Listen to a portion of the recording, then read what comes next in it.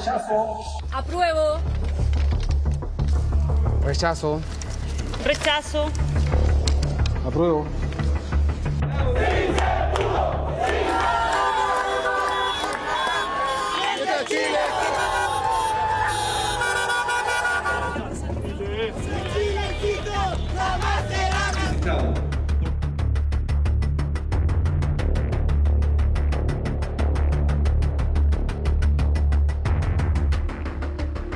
Y durante la próxima semana llevaremos adelante una ronda de conversaciones para recoger las propuestas de los distintos sectores que se han comprometido ante el país con establecer un nuevo proceso constituyente. Con varios de ellos ya hemos conversado. No podemos dejar pasar el tiempo ni enfrascarnos en polémicas interminables.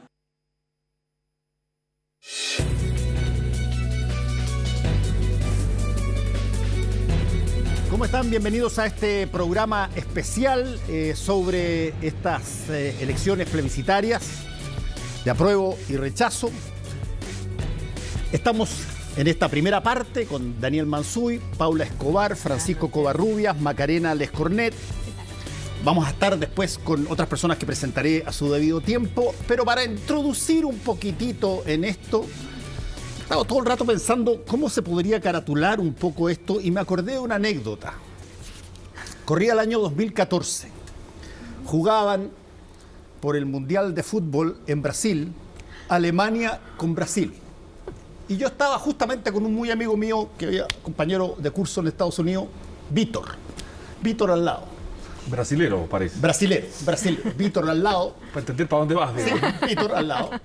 Y bueno, Alemania le metió 7-1 a Brasil.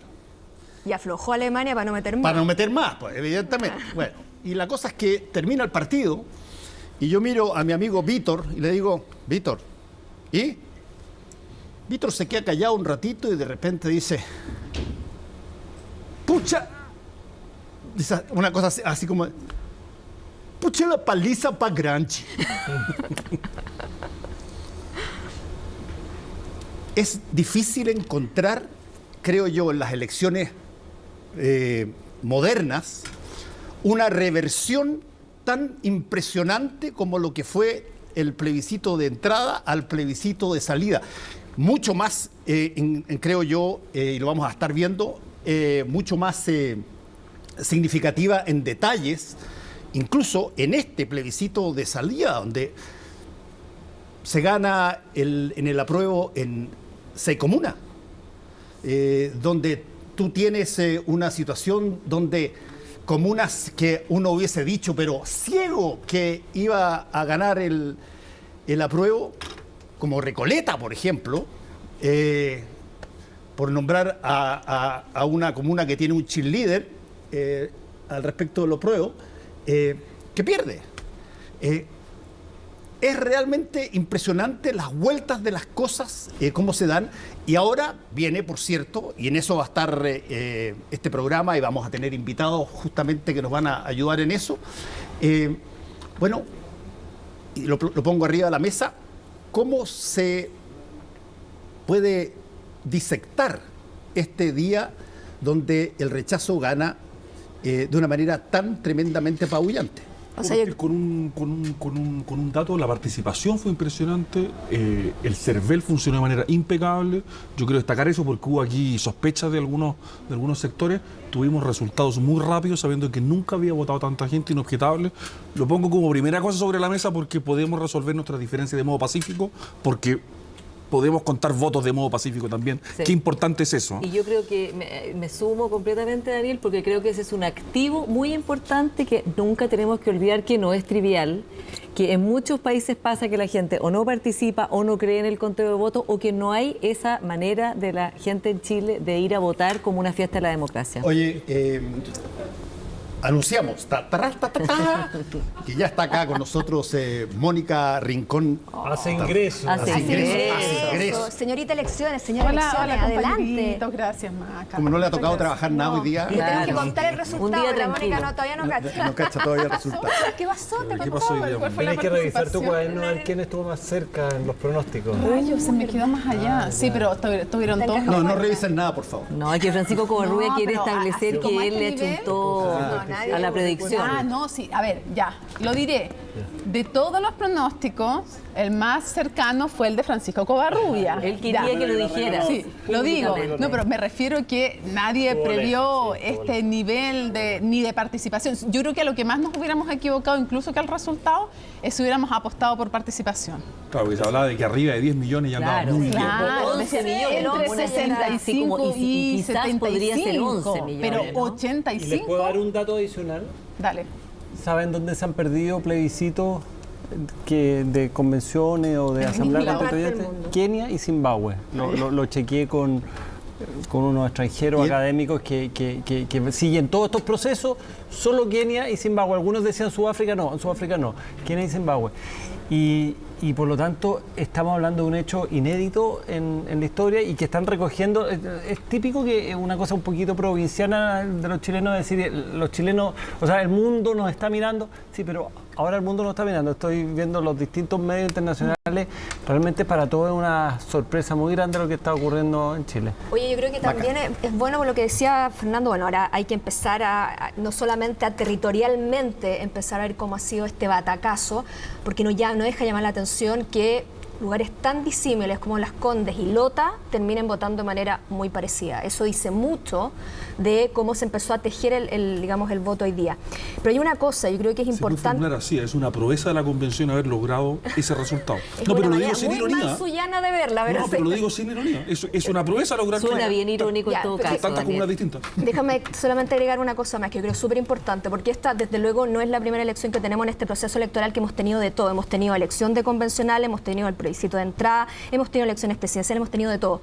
Y en varias veces hemos tenido votaciones muchas veces históricas. Pasó con el presidente Boric, pasó con la primera vuelta, pasó con las elecciones de convencionales. Y yo creo que si hay una lección que sacar de esas elecciones y de esta también, es que muchas veces el bando ganador no supo leer bien qué es lo que realmente estaban diciendo las urnas. En algún minuto decían, no, es que Chile ya es de izquierda. Claro. Cuando ganaron los convencionales, se quedaron con, bueno, lo que vimos en la práctica en 2/3 de la convención. No se había movido a la izquierda. Cuando ganó, no, es que se movió toda la derecha, y después votó por Boric. Esta misma gente que votó por Boric hace 6 meses atrás es la que acaba de decirle no a este texto.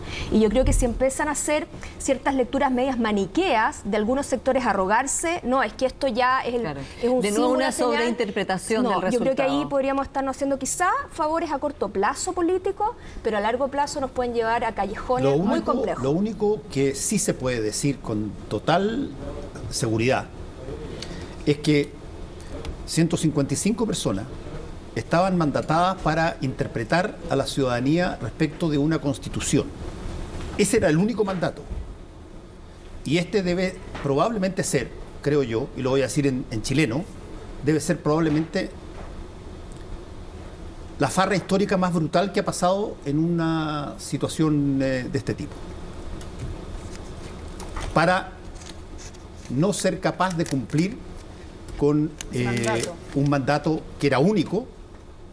Interprétenos para darnos las normas constitucionales que el país se necesita. Y agrego, es segundo proyecto constitucional que Chile no aprueba. O sea, el proyecto de la presidenta Bachelet fondeado en un cajón. Este proyecto constitucional tampoco. O sea, segundo proyecto constitucional en que no se logra avanzar. Convengamos una cosa, que el proyecto constitucional de la expresidenta Michelle Bachelet fue básicamente boicoteado del interior de su propia coalición, no solamente por parte de la ciudadanía, que concurrió a un montón de cabildos y a una serie de cosas.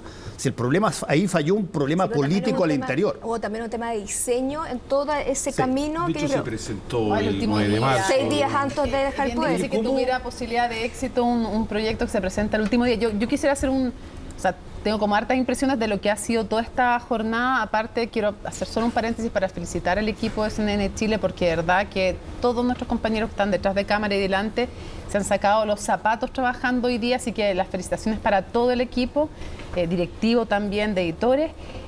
Y yo quisiera hacer un contraste, lo que me parece bien y mal en una primera mirada de la oposición. Creo que muy bien el tono de Chile Vamos en general, no solo porque mantiene el compromiso, porque cuando los resultados son favorables y tan favorables, aplastantemente favorables, podían establecerse ciertas dudas, más allá de que ya me han confirmado que no van a ir a reunirse mañana con el presidente Gabriel Boric de la Moneda, no van. no van hasta que haya un nuevo gabinete y tengan claro cuáles son los interlocutores. Pero me parece que eso no es lo más relevante. Lo más relevante es que ellos mantienen su compromiso con una nueva constitución. El tono, además, me pareció bastante adecuado. No dejar de hacer críticas, porque es obvio que vas a hacer críticas, pero me contrasta con el tono que ocupó José Antonio Kast. Yo creo que él fue un acierto que no estuviera en la primera plana, evidentemente, desde el punto de vista de la táctica política, pero me parece que él tiene un tono mucho más duro, mucho más confrontacional, y me parece mucho más acertado, por ejemplo, una Luz Poblete, un Javier Macaya, que lo que le escuché a José Antonio Fíjate Kast. que en eso estoy de acuerdo absolutamente en el punto, pero este es un triunfo desde el centro, no es un triunfo desde la derecha, me parece. Con mayor razón te digo yo que lo que te digo Por eso, que es que me parece que es una figura bien marginal. marginal hoy día José Antonio Igual Kast. sacó 45% Sí, como candidato. pero hoy, porque la volatilidad Hoy, sí, que hemos sí, visto sí, en el es país, verdad. yo creo que gran parte del problema que nos enfrentamos y el resultado que se dio hoy día es porque los 2 tercios que existieron en su momento no reflejaban los 2 tercios que tradicionalmente el país había tenido y que después de las elecciones de los convencionales también tuvo. O sea, hoy día habló el 2 tercios de los Claro, votantes. porque en el fondo la convención ni siquiera fue capaz de leer lo que ocurrió en la elección de diciembre anterior, donde José Antonio Kast sacó el 44%. Pero yo creo que en este momento, si uno tiene que leer el triunfo, la cara del triunfo son los amarillos, son la centroizquierda por el rechazo. Chile Vamos estuvo un poquito replegado, estoy de acuerdo que el tono fue bien adecuado al de hoy día, especialmente creo que la figura de Javier Macaya es una figura ganadora en estas circunstancias, y creo que el mundo republicano y José Antonio Kast ha quedado un poquito al margen. Ahora, eso no quita que puedan aflorar las cosas más espurias, pero En están otro ahí. plano, ¿cómo piensan?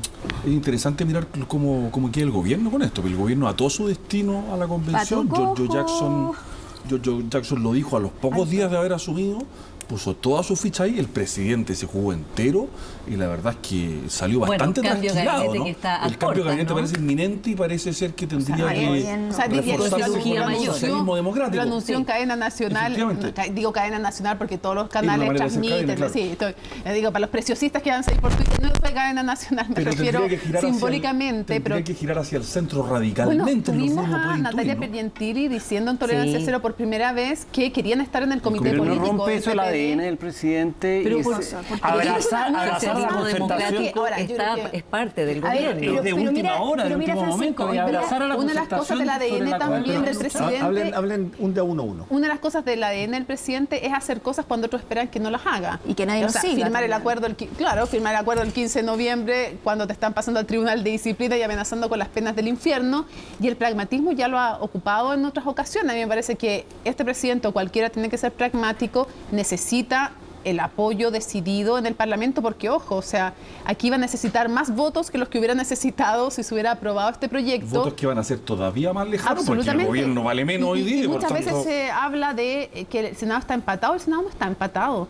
Porque para que el Senado estuviera empatado, Tiene que estar con la DC necesitarían adentro. a la DC entera Entera adentro. en el oficialismo. Y no es así. Oye, y la DC Entonces, es otro, tiene capítulo otro ítem, aparte en otro esto. ítem. Oye, pero hay un Tiene tema. nota de pie de página. Sí, totalmente. Oye, en el tema del gobierno, creo que es súper interesante el discurso que da el presidente Gabriel Boric hoy, el tono y todo. Pero hay un se punto, anunció el cambio de gabinete. de pronto. Por de pronto. Pero, por ejemplo, una deja la pelota de esto en el Congreso. O sea, dice que ahora los que tienen que tomar protagonismo en el Congreso. Yo creo que eso fue bastante inteligente. ¿Será el 12 de noviembre, Gabriel Boric?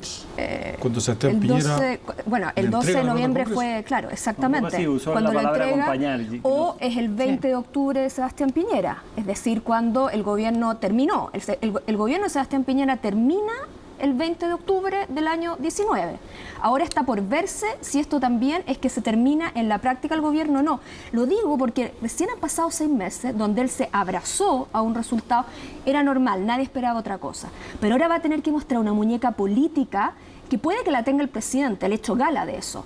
Pero hasta el momento no ha demostrado tener una coalición y un equipo que lo acompañe en el desafío. pero que Y yo dijo- creo, dijo- ojo, sí. él dijo en un minuto, dejó la papa caliente al Congreso porque sabe que él no tiene capital político para empezar esto, ni tampoco creo que tenga ganas de empezar esto. Ahora- Y dijo que lo que ahora tenían que hacer era empezar a gobernar. Lo dijo con otras palabras. Y dijo para otra eso cosa, sí. necesita la concertación. Y lo sabe. Dijo otra cosa interesante, que es que no todos nuestros problemas son constitucionales. Sí, pues. Porque Claro. entiende bien que si no avanza en su propia agenda, su Y es algo que le gobierno dijeron está que en acabado. marzo lo temas que tiene que hiciera. En marzo le resolver. dijeron Pero, que lo hiciera. como bien tú dices, no tiene ninguna mayoría ni siquiera para hacer eso. Entonces, está en problemas serios. A mí me pareció bien el tono del discurso del presidente, pero en el fondo cae en el mismo problema que ha ocurrido durante estos 6 meses, casi 6 meses de mandato.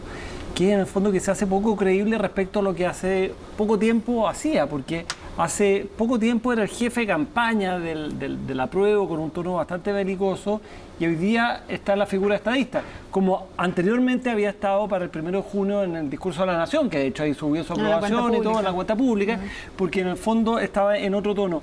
Creo que esos cambios, lo mismo que los cambios respecto al estado de excepción, a los retiros, a tantas cosas, en el fondo lo hacen ser una figura poco predecible en el caso del presidente. Oye, yo quería acotar algo de lo que decía la Macarena respecto de qué significaba esto.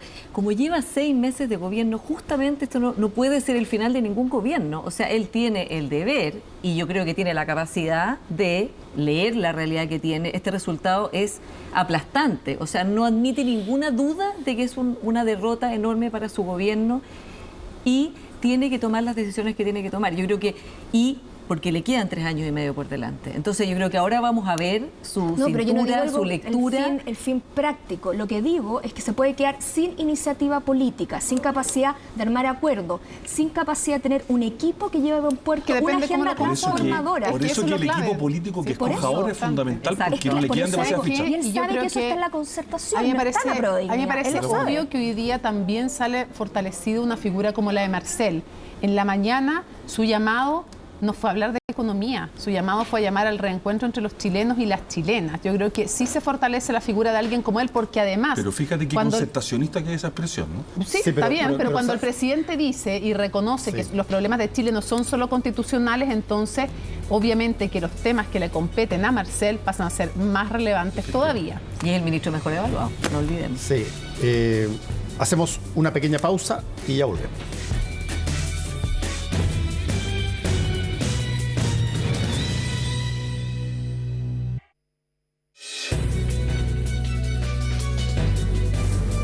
Estamos de regreso en Tolerancia Cero. Tenemos a 2 estupendos entrevistados. El presidente del Senado, senador del Partido Socialista, Álvaro Elizalde, que sonríe menos que el senador Luciano Cruzcoque de Bópoli. Vamos de inmediato, senador Elizalde. ¿Cuál es la razón de esta derrota tan aplastante? ¿Cómo la califica usted? Yo le digo aplastante, no sé cómo le dice usted. ¿Y cuáles son las razones? Las primeras que se da. Buenas noches, Mónica. Mire, yo siempre trato de ver cuál es la tarea que tenemos por delante, aprendiendo obviamente de lo que ocurre en un momento determinado, y por cierto habrá que sacar las lecciones correspondientes, pero creo que el desafío que tenemos por delante, y le contesto de esa manera indirectamente a su pregunta, es generar un marco de diálogo inclusivo con vocación de mayoría para cumplir con el mandato del pueblo de tener una constitución nacida en democracia. Creo que ese es el esfuerzo que hay que hacer. ¿Y cómo se explica la derrota? Las primeras razones que obviamente que después harán un análisis más profundo, pero ¿cuánto hay de responsabilidad del gobierno? ¿Cuánto hay de responsabilidad de la convención? Es que creo que le estoy dando a entender, a propósito de su pregunta, cuando digo que el diálogo tiene que ser inclusivo y con vocación de mayoría, quizás eso fue lo que faltó. ¿En la convención? En el proceso de debate de los convencionales, para generar una propuesta que tuviera un apoyo transversal mucho más amplio que el que tuvo hoy día las urnas. ¿Y a su juicio el gobierno cometió un error al matricularse con tanta fuerza por el apruebo y no guardar una actitud un poco más prescindente y al condicionar la aplicación de su programa de gobierno incluso a un triunfo del apruebo? Es que son dos cosas distintas. Primero, la Constitución actual es una camisa de fuerza objetivamente para todo tipo de reformas que implique enfrentar con decisión las desigualdades y erradicar los abusos. Así quedó acreditado en sucesivos fallos del Tribunal Constitucional que declararon parcialmente inconstitucionales reformas impulsadas por otros gobiernos de centroizquierda en el pasado y que se implementan en muchas partes del mundo, pero en Chile son inconstitucionales. Entonces, es evidente que hay una constatación que dice relación con que la Constitución actual impide esos cambios. Cuestión distinta es que un gobierno tiene que hacer todo lo posible por avanzar sobre la base de los compromisos programáticos adquiridos. Y por tanto, es un dato de la causa. Sin duda, con un nuevo marco constitucional habría facilitado las cosas, pero el que haya triunfado el rechazo no puede ser una excusa para no llevar adelante. Pero no me respondió la pregunta si le parece que el gobierno cometió un error al matricularse con tanta fuerza por una opción en un plebiscito que podía perder. No sé si había una opción distinta, porque el presidente en esto tiene una convicción, la expresó con toda claridad, pero también al mismo tiempo fue el de los primeros que planteó que ambas opciones eran legítimas y que independientemente del resultado teníamos desafío como país. Y me gusta mucho el tono de las palabras que pronunció hoy día, Senador, porque hace un llamado a un diálogo inclusivo, un diálogo incluyente, insisto, yo le agrego convocación de mayoría, que nos permita efectivamente tener una nueva constitución que cuente con apoyo transversal. El presidente también dijo que viene un cambio de gabinete. Evidentemente va a ser un cambio profundo, ¿no? Porque, digamos, equivalente o coherente con el volumen de la derrota que se ha sufrido hoy día. ¿Qué rol cree usted que debe jugar el Partido Socialista y Socialismo Democrático en este nuevo gabinete? Mire, yo soy contrario al estilo que a veces se impone por los medios de comunicación. Los partidos piden representación o mayor participación en un gobierno. De hecho, me tocó participar del diálogo con el presidente para que nosotros nos incorporáramos al gobierno. Y nuestro apoyo fue un apoyo a cambio de nada. Y creo que hay que mantener esa actitud. Es decir, eso es como una crítica a Natalia Pergentili, que aquí en Tolerancia Cero dijo que querían estar en el comité político. Pero está en su legítimo derecho, pero cada uno tiene un estilo distinto. Ya, pero se lo voy a preguntar de otra manera, senador. Pero le planteo lo siguiente. Pero sí creo que los ministros que han representado nuestro mundo han sido claves para el soporte del gobierno. Porque efectivamente dan cuenta de una determinada mirada, en donde por un lado hay compromiso con cambios profundos, pero hay sentido de realidad y responsabilidad. Y por tanto, responsabilidad separado. Y por tanto, creo que ese es el estilo que debería imponerse. Si es un estilo exclusivo de tal o cual partido, no, creo que puede ser mucho más transversal. Eso significa estar pidiendo cargos para el Partido Socialista en absoluto. Sin pedir cargos, senador. Pero sí creo que debería imprimir una lógica que creo que le va a dar mayor sustento al gobierno, como la que han tenido, por ejemplo, el subsecretario Monsalve o el ministro Marcel, entre muchos otros ejemplos. Una pregunta bien concreta, sin que pida cargos, porque no quiere hacer eso, pero estos dos anillos que supuestamente son Apruebo Dignidad y Socialismo Democrático, en que Socialismo Democrático está en una posición, podríamos decir, subordinada respecto de la otra coalición, ¿usted concibe que esto siga siendo así en esta nueva etapa? ¿Que no estén en igualdad de condiciones? Yo creo que el presidente efectivamente tiene un compromiso de incorporar a todos los partidos y actores que apoyan su gobierno y por tanto generar un espacio de convergencia que permita la contribución de todos. ¿En igualdad de condiciones? Y es altamente probable que eso se exprese en el gabinete. Pero en igualdad de condiciones, ¿a eso se refiere cuando dice incorporar a todos si se supone que están todos? Cuando hablamos en enero con el presidente, su intención era que efectivamente no hubiera ni primero, ni segundo, ni tercer anillo. De hecho, cuando se planteó en una reunión que hubo a Apruebo Dignidad la tesis de los anillos, el propio presidente de la República ha dicho que aquí no iba a pero de hecho existe, pues, senador, ¿no? Sí, es que quería preguntar al senador Cruzco, ¿cuán profundo tiene que ser el cambio de gabinete? Bueno, son atribuciones del presidente. Ahora, yo entiendo las palabras de buena crianza y yo valoro mucho la labor que ha hecho, sobre todo Álvaro, en el Senado. Creo que hemos logrado generar diálogo y creo que van a ser imprescindibles para lo que viene hacia adelante. Pero esto es una derrota total, absoluta y tajante, dura, para el proyecto de Apruebo Dignidad en particular, para el proyecto del presidente Boric y quienes lo acompañaron en la convención. Hubo muchas veces en que pudo influir el gobierno, por la vía particularmente del ministro Jackson, en la convención, en temas que probablemente hubiesen hecho que esta derrota no fuera lo lapidaria que fue. ¿Usted cree acá ganó en por ejemplo, 8 comunas. ¿En qué área, Luciano? Bueno, en el sistema político, primero, en los sistemas de justicia, en el asunto de la plurinacionalidad. ¿Eliminación del Senado? Todos. Bueno, ese es otro rol que creo yo. Primero, porque yo considero que el Senado es una institución no solo bicentenaria, sino que es donde se han forjado los grandes acuerdos del país, uno. Pero más allá de eso, porque también estaba la opción de poder incluso haber modificado algunos de los artículos y haber llamado a una elección posterior, para que nadie quedara con la idea de que se estaba defendiendo corporativamente algo, pero estratégicamente y políticamente, echarse encima a la institución más antigua de las cámaras de representación que tiene el país es de un absurdo político total. Entonces, perdón, solo para terminar esto.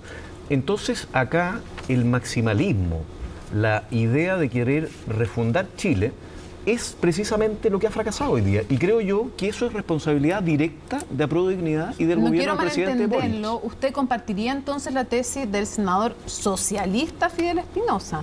Socialista Fidel Espinosa, o sea, compañero de partido del presidente del Senado, que dice que uno de los principales responsables en el gobierno de esta derrota es el ministro secretario general de la presidencia, Giorgio Jackson. Sí, no me cabe la menor duda. Tiene toda la razón el senador Espinosa. La verdad es que, para ser franco, con el ministro Jackson hubo muy pocas posibilidades de dialogar. Yo como jefe de comité, que llevo y precisamente me tocó mucho estar con Álvaro porque somos jefes de comité y él es presidente del Senado, ¿verdad? Y nos encargamos de armar las tablas. Yo nunca he tenido una reunión con el ministro Jackson. Y eso también es extraño, justamente en un ministerio que es el encargado de llevar las relaciones políticas. Entonces, hay responsabilidad y acá, claro, yo valoro haber visto al presidente Boric, que me parece una persona que es bien intencionada políticamente, y haberlo visto hoy día en las condiciones en las que lo vimos llamando a la unidad. Pero hubo mucho que hizo este mismo gobierno y ellos mismos cuando eran parlamentarios en el periodo anterior, con quienes compartimos, ¿verdad?, por llevar este proceso al extremo y hoy día endilgarse un fracaso político como el que se está endilgando el gobierno. Senador, ¿cómo debería seguir el proceso ahora para usted, para su partido? ¿Cómo seguimos? ¿En qué plazo? Yo creo que a la ciudadanía le interesa saber, digamos, cuál va a ser el mecanismo, cuál va a ser, digamos, la manera en que vamos a seguir y cuánto tiempo más nos va a tomar, porque tampoco podemos seguir. Yo creo que eso lo puede contestar de mucho mejor manera Álvaro, porque la verdad que vamos a tener esas reuniones probablemente. Pero que la gente prometió bastante. Tiene que ser un proceso institucional. Nosotros estamos comprometidos con un cambio constitucional bien hecho, no esto que presentó la convención, que creo que fracasó precisamente por sus demasías. ¿Con nueva convención, senador? Bueno, probablemente sí. Yo creo que necesariamente va a tener que haber una nueva convención. Habrá que fijar las reglas, habrá que incluir paridad, habrá que incluir también pueblos originarios, ojalá en una proporción relativa a los votos. Habrá que ver el sistema electoral. Si lo hacemos, por ejemplo, lo veo en un plazo corto, porque nosotros, menos de un año, 6 meses, entre 6 meses y un año, habrá que verlo, habrá que definirlo, y eso es parte de las conversaciones que tenemos que tener. De menos de un año es para terminar. Pero la cosa tiene que partir al tiro. El CERVEL estableció, creo que eran 125 días. 120 días antes de hacer una elección eventual de convencional. Hay que buscar y es parte de las conversaciones. Sí, ya, Sí. Bueno, en mi opinión no, pero la verdad que tiene que ser parte de las conversaciones. Yo creo que no debía ser plebiscito de entrar, porque la verdad que yo creo que el país ya tomó una decisión de señalar que esta constitución políticamente está caduca y hay que tener una constitución buena, que nos permita progresar, que permita dar un marco institucional. ¿Y qué le responde a republicanos que hoy día dicen que no se necesita un nuevo proceso constituyente ni una nueva constitución? Bueno, que esa es la opinión de republicanos. Pues yo pienso distinto y ahí me parece que al menos, y es también bien significativo, que lo que nosotros firmamos el 15 de noviembre, precisamente para avanzar en el proceso constitucional, terminó pervirtiéndose de tal forma que no hubo acuerdo por la paz y finalmente no hubo constitución. Y no concurrieron ahí, ojo, no concurrieron los extremos políticos, los polos políticos. Entonces, acá con la rebaja 4/7 está la posibilidad de que el mundo moderado del país pueda darse una nueva, pero una buena constitución. Senador Elizalde, ¿usted está de acuerdo con cómo el senador Cruzcoque describe, a grandes rasgos, digamos, este eventual nuevo proceso? Sería interesante si están los dos de acuerdo, digamos, hoy día aquí. A ver si están juntando los 4/7. Sí, a ver. Tenemos 4/7. Porque ya han habido conversaciones, digamos. Grosso modo, ¿no? Pero a ver, yo quiero reivindicar un principio que está consagrado en el acuerdo del 15 de noviembre. Y que consiste en algo muy simple: la ciudadanía es la protagonista del proceso constituyente. Por eso se inició con un plebiscito y el texto propuesto por la convención fue nuevamente sometido a plebiscito. Entonces creo que ese principio tiene que ser resguardado, porque hay un cuestionamiento en general del sistema político. El estallido de octubre tiene que ver con desconfianzas en las élites y también con una crisis de las instituciones representativas de nuestra democracia. Y por tanto las formas no son irrelevantes. Se requiere también un fondo sustancioso. Perdón, es que no entendí un puntito, que no entendí si usted con eso está diciendo que tiene que haber plebiscito de entrada. No he dicho eso. Ah, ya, pero usted también cree que no debiera haber. Creo que el principio es el rol protagónico de la ciudadanía. Y eso que implica que el texto tiene que ser elaborado por un cuerpo colegiado, una convención constitucional elegida democráticamente por la ciudadanía. ¿Con o sin plebiscito de entrada? ¿Coincide? Con o sin plebiscito de entrada, y sí o sí el texto tiene que ser ratificado en un plebiscito de salida. O sea, ¿no le parece que sea condición que haya plebiscito de entrada? Sí, plebiscito de salida. Sí, creo que la condición del plebiscito de salida es fundamental. Ya. Lo segundo, que me parece que es clave, es que este tiene que ser un tiempo acotado, porque también hay que transmitir cierta certeza, y la ciudadanía también está cansada de las incertidumbres. ¿Menos de un año también coincide? Y por tanto debería ser en un tiempo acotado. Y lo tercero, ¿pero que qué creo es que es clave, acotado, o sea, 6 meses, 9 meses, pero menos de un año, para no vincular los eventos electorales posteriores que puedan generar una distorsión o incentivos perversos para promover otro tipo de cosas que no sean las que corresponden al debate constitucional. Que queden fuera de la discusión electoral. Y lo tercero, que creo que es clave, que al margen del procedimiento hay que tener una vocación de entendimiento en el proceso constituyente. Porque la Constitución es la ley madre y por tanto tiene que tener grados de transversalidad mayor. ¿Y cómo se logra eso, senador? Las buenas constituciones son aquellas que no generan controversia en las sociedades donde se aplican. ¿Y entonces qué cambio en las reglas habría que hacer para no caer en los mismos problemas que estamos viviendo ahora? Me parece que la paridad es fundamental. Me parece que tiene que haber alguna forma de escaño reservado, eso sí, vinculado a participación. Lo mismo que sea el senador Cruz. Con grado de representatividad. ¿Y los independientes? Hasta aquí tenemos pleno acuerdo. Están de acuerdo en todo. Creo que el rol que le corresponde a las instituciones políticas, a los partidos, es relevante porque permiten en alguna medida dar cuenta de opiniones colectivas y no de opiniones puramente ¿Eso individuales, se que fue el traduce gran en problema español que se simple generó en a la sin listas convención de y la independientes? dificultad para generar acuerdos. Senador, ¿eso se traduce en español simple a sin listas de Creo independientes? que hay que establecer formas para la participación de los independientes. Dentro de las listas de los partidos. Pero yo ya lo dije en una oportunidad, Sí. 2 independientes que compiten en una lista son un partido político. O sea, no son independientes. No son independientes. Ya, o sea, Muchos no lo dijimos listas, hace un minuto no listas de partido, entonces, sino que 2 dentro independientes del... que compiten en lista Ya, no por son eso. independientes. ¿Usted Y por tanto, lo responsabiliza por lo que pasó hoy día a los no es el único, independientes? no. Creo que sería quizás un juicio demasiado extremo. Pero sí creo que se generó una atomización dentro de la convención que hizo muy difícil llegar a acuerdos que tuvieran mayores grados de transversalidad. Y al final entonces estaba la norma de los 2/3, pero por otro lado no había condiciones para generar entendimiento, más bien un cúmulo de demandas individuales. Y eso hizo que finalmente el texto tuviera menos transversalidad de la que a mí me habría gustado que hubiera tenido, habiendo apoyado la opción del apruebo. Yo fui partidario de la opción del apruebo, la ciudadanía dijo algo distinto.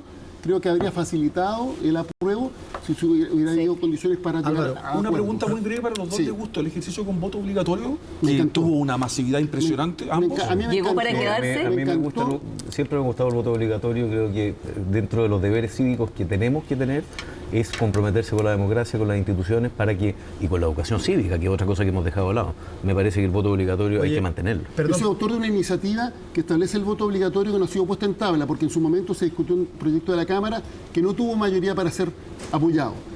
Soy convencido que el voto obligatorio fortalece nuestra democracia, porque mientras más gente vote, menor cuestionamiento hay a las decisiones que se adopten y hay mayor legitimidad. Álvaro, uno podrá decir muchas cosas de José Antonio Kast, pero lo que no puede decir es que es una persona que no es sincera cuando habla en términos de lo que cree o lo que piensa.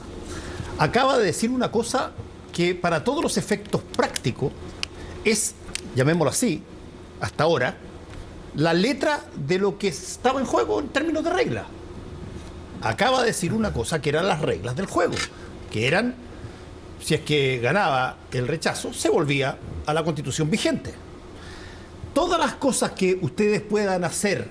Pero te puedo decir, Fernando, sobre ese comentario. Mira, a mí me llama la atención que los que no firmaron el acuerdo del 15 de noviembre, Sí.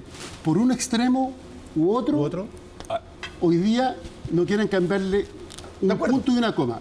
Y yo lo que rescato del acuerdo del 15 de noviembre, soy suscriptor del acuerdo, es los principios que lo inspiraron. Pero mira, si Entonces, estamos de acuerdo.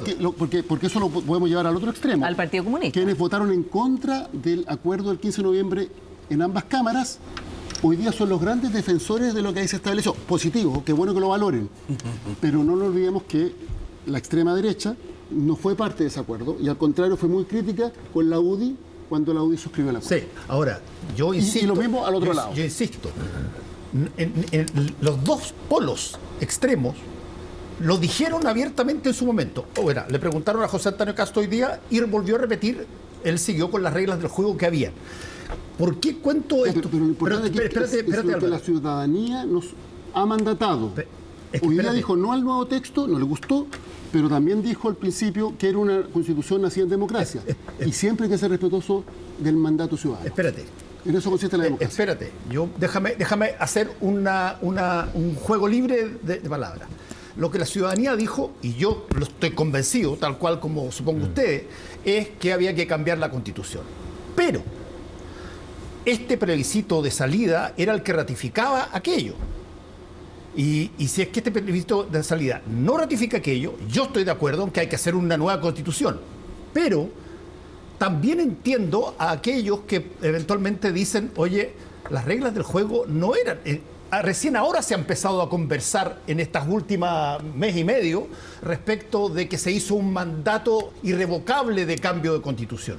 Por lo que yo voy a la pregunta. La pregunta es, ¿qué piensan hacer ustedes para que una cosa que parece sensata, hacer una nueva constitución, se materialice en el más corto plazo posible en términos prácticos? Es decir, van a pedirle al gobierno que mandate una nueva comisión, que se empiece ya desde ahora a trabajar en aquello, van a esperar un rato. ¿Qué van a hacer?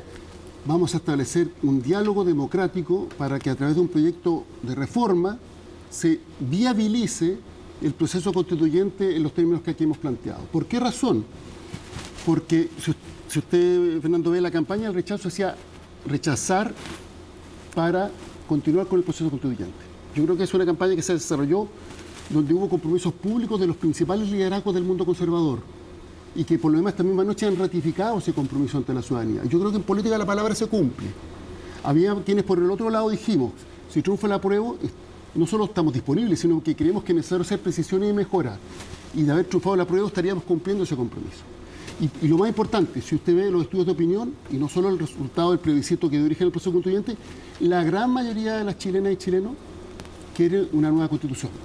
Votó hoy por no ratificar el nuevo texto, pero en su momento también votó por reemplazar el texto vigente. Hagámonos cargo de esa realidad y no nos atrincheremos en posturas. Pero para que eso sea real. Y lo más importante, el maximalismo de uno y otro lado es lo que ha llevado a que este país esté en un péndulo y no resolvamos el problema. Para que eso sea viable, y creo que lo que se requiere aquí es voluntad de entendimiento y diálogo democrático con el pueblo, con la ciudadanía como protagonista. Para que eso sea viable, aquí hay una cosa que no se puede volver a repetir, que es un problema de comunicación que yo creo que va a estar en los anales de la mala comunicación política, lo que ha pasado en todo este tiempo, y por lo tanto es imperativo que se visualice rápidamente qué es lo que se pretende con este nuevo proceso, porque hay montones de opciones. En Chile Vamos hay distintas visiones de cómo debieran ser estas cosas, desde personas que lo han dicho una comisión del Congreso, hay otras personas que han dicho que hay que mezclarlo. Bueno, al menos aquí están de acuerdo en que lo único importante es que no se puede, después de una elección de este tipo, no puede hacerse, llamémoslo así, no puede hacerse en 30 días más. Sí, pero no quiero monopolizar el tiempo, pero esto me parece que es bien relevante. Creo que las interpretaciones de los resultados electorales tienen que ir con lo que se le pregunta a la ciudadanía. Entonces, hubo quienes, por ejemplo, que consideraron que el 80-20 del plebiscito de entrada era un mandato para redactar cualquier constitución. ¿Un cheque en blanco?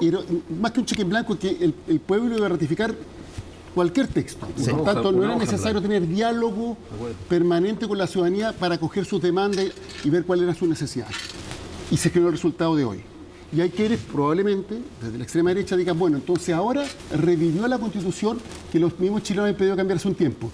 Esa es la lógica que creo que hay que cambiar. Esta lógica pendular que le hace daño al país. Luciana. Hay que ir a un entendimiento transversal para tener una Constitución nacida en democracia y para eso se requiere 4 tenemos otra entrevista que nos está esperando brevemente para que cierre el senador Cruzcoque. Sí, a ver, Chile tiene 200 años de tradición constitucional. Tiene una constitución, que es la del 80, que es nacida en dictadura, pero fue modificada muy profundamente por el presidente Lagos. De hecho, la constitución actual, que hoy día nos rige, en 1980, lleva la firma de Lagos y todos sus ministros. Tenemos muchas modificaciones que se han hecho a la constitución y probablemente si se hubiese plebiscitado esa constitución, no hubiéramos llegado a la idea de que teníamos que cambiar necesariamente la constitución completa. Yo creo que le faltó, obviamente, la ratificación plebiscitaria y tengo la impresión de que sobre la base de ese aprendizaje, de los textos constitucionales que tenemos y de las buenas prácticas que puedan haber surgido en la misma convención, no de su texto, porque creo que el texto es realmente malo y bueno, la ciudadanía lo dijo con mayor vehemencia que la que lo estoy diciendo yo, podemos precisamente sacar un buen texto, resolver el problema constitucional de una vez por todas y permitirle al país salir adelante, tener reglas claras y ojalá crecer, desarrollarse, prosperar y darle la mejor calidad de vida posible a los ciudadanos. Bueno, Le agradecemos a los dos. Sí, pues. le agradecemos a los dos por Pasó el tiempo volando. Pasó el tiempo muy Siempre pasa Literalmente. volando. Siempre pasa Gracias, volando en este Luciano. programa. Gracias, Álvaro. Gracias a ti. Volvemos con más Ustedes. invitados. Sí, pues Paulina Bodanovich. No, Núñez. Perdón, Paulina Núñez. Paulina me equivoqué. Núñez. Una Paulina, pero de la otra vereda desde Renovación Ahora por Nacional. Antofagasta. Paulina Núñez, Fernando Atria y también vamos a estar con Javier Macaya, el presidente de la UDI. Pausa y regresamos. Ya, volvemos.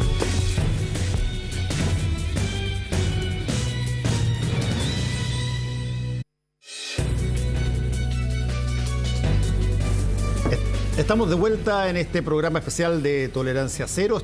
Dos nuevos invitados, Paulina Núñez, senadora de Renovación Nacional. Gracias por estar acá. Por Antofagasta. Por Antofagasta, pero de Es que Renovación siempre, Nacional. sí, claro, pero es que yo siempre nombro a mi tierra. No, por Antofagasta. Muchas gracias, Fernando. Y Fernando Atria, Buenas noches. que te han sindicado hoy día, pero como casi el artífice de la derrota de este plebiscito. ¿Cómo lo tomas tú? No, yo no creo que tenga un artífice y yo no creo haber sido el artífice, nada parecido. Pero creo que, claro, que la derrota es una derrota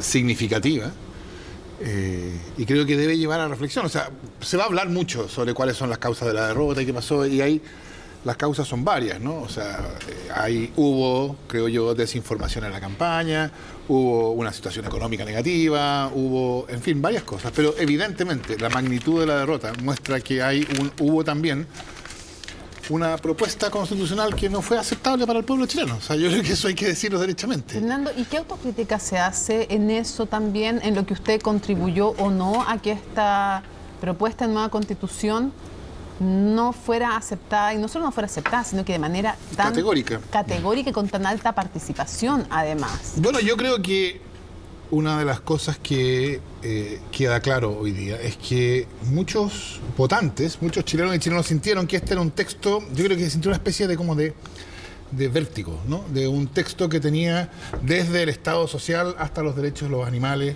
y eso creo yo que tenía una dimensión, por así decirlo, de unilateralidad. Y la unilateralidad de este texto, creo yo, fue consecuencia evidente de la composición de la convención. Y la composición de la convención fue el resultado de una elección. Lo que ahora podemos decir sin duda es que esa unilateralidad fue negativa para la propia convención. Es decir, independientemente del juicio, por así decirlo, normativo que uno hiciera, el hecho de que la convención actuara en virtud de su composición y del contexto en que surgió, con ese, por así decirlo, ánimo de revancha ante una derecha que había quedado reducida a su mínima expresión, bueno, creo que hoy día se muestra, fue un error de la convención, un error grave de la convención. ¿Había ánimo de revancha, entonces? Sí, yo creo, yo creo que evidentemente había un cierto ánimo de revancha, es una cuestión evidente.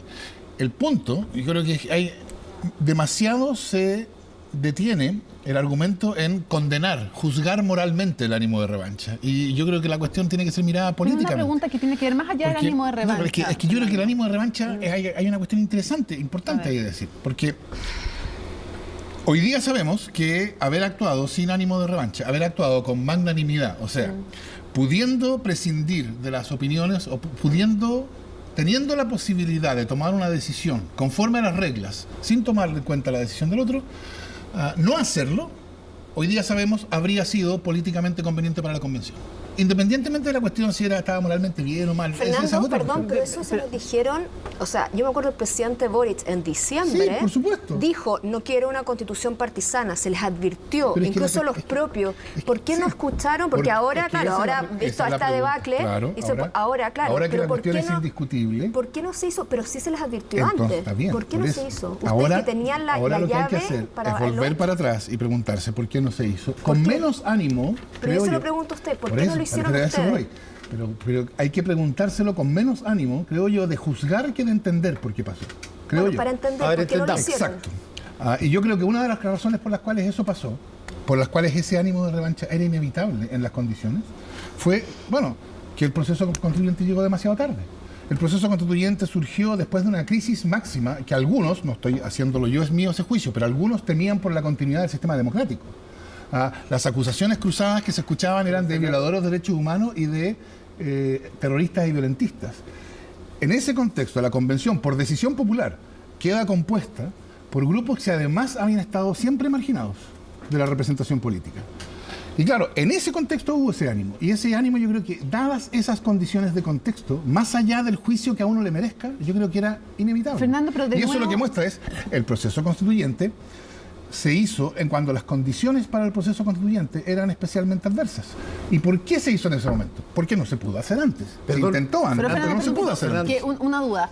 Porque todo esto, de nuevo, o yo puedo estarlo entendiendo mal, o a mí me suena que de nuevo no hay autocrítica, porque es porque el proceso llegó tarde, porque hubo ánimo revanchista, pero habían algunos dentro, y no pocos de la convención, que no habían sido de sectores excluidos.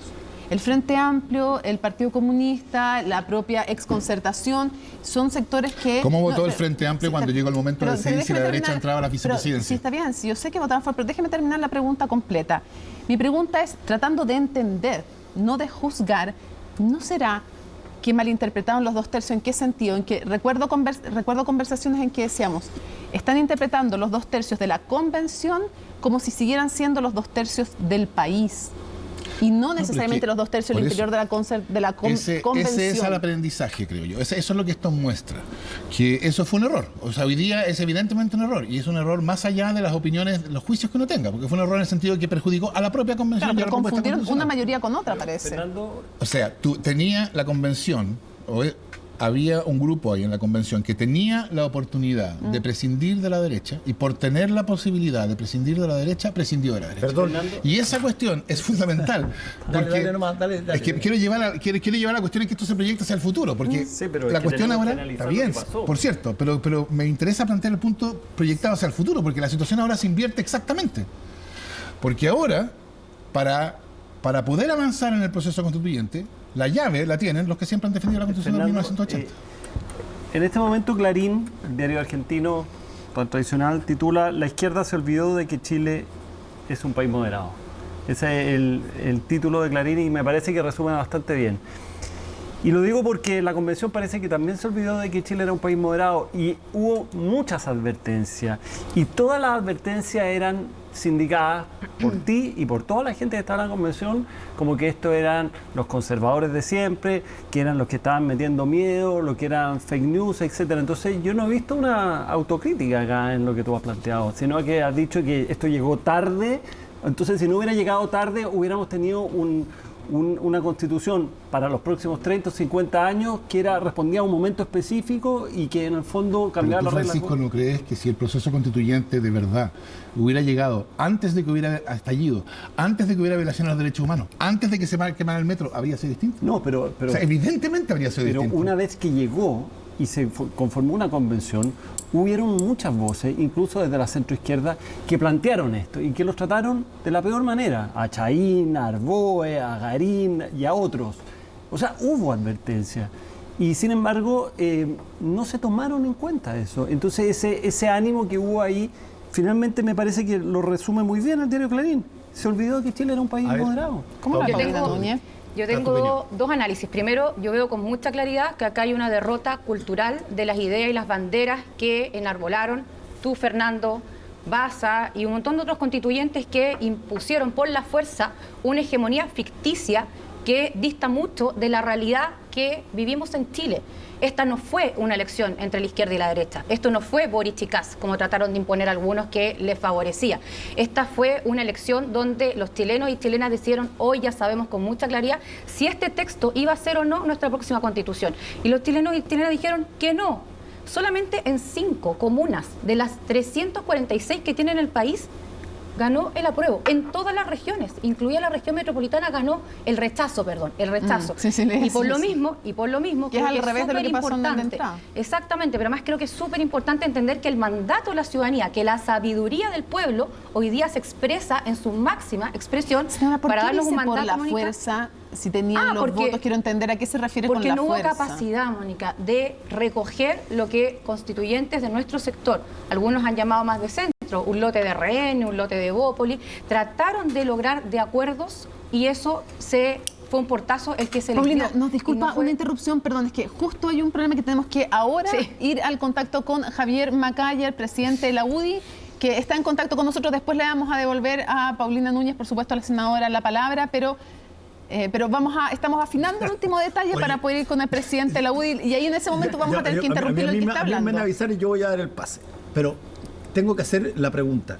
Si es que hubo algo de lo que se jactó el país, Fernando y Paulina, de lo que se jactó es que esta era la elección de personas mejor distribuida en la historia, que tenías pueblos originarios, paridad de género, tenías independientes por todo, y tú dices que cómo se pudo haber generado una situación de ese tipo para que terminaran los gustitos primando.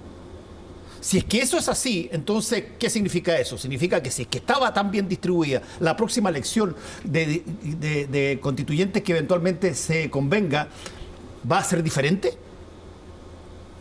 Primero, la paridad no está en duda, y eso nosotros lo dijimos, no solamente siendo autora del proyecto de ley, con varias más transversalmente, sino que hoy día cuando se inicia un nuevo proceso, sinceramente eso no está en duda. Se trató de instalar de esa forma durante la campaña, y yo creo que no están los tiempos para que alguien piense que un nuevo órgano que vaya a redactar un segundo borrador no va a tener la mitad de nosotros. ¿La representación de los pueblos originarios en la misma proporción actual, eso está en duda?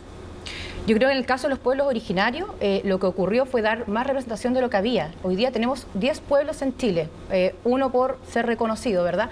Y lo que ocurrió fue un gallito entre ellos mismos, diciendo, no, nosotros los mapuches ¿Y a cuánto lo van a bajar entonces? No, yo creo que hoy día, ¿a ustedes les gustaría que se bajara? Yo creo que hoy día no podemos entrar en un número, ni menos bajándolo, ¿cierto?, de restar mayor representación, pero sí creo importante lo que dice Fernando, porque lo que ocurrió no fue en cómo se distribuyó esta convención constitucional, sino que una izquierda que podría haber logrado una mayoría con otros colectivos que estaban disponibles para aquello, lo que hicieron fue arrinconarse con un par de votos más. Por eso yo hablo de una hegemonía, ¿cierto?, ficticia, y empujaron un texto que hoy día evidentemente los chilenos lo rechazaron. Yo no creo que solamente caigamos en cuestiones de forma como la desinformación, por ejemplo, que algo decía Fernando respecto a ese punto.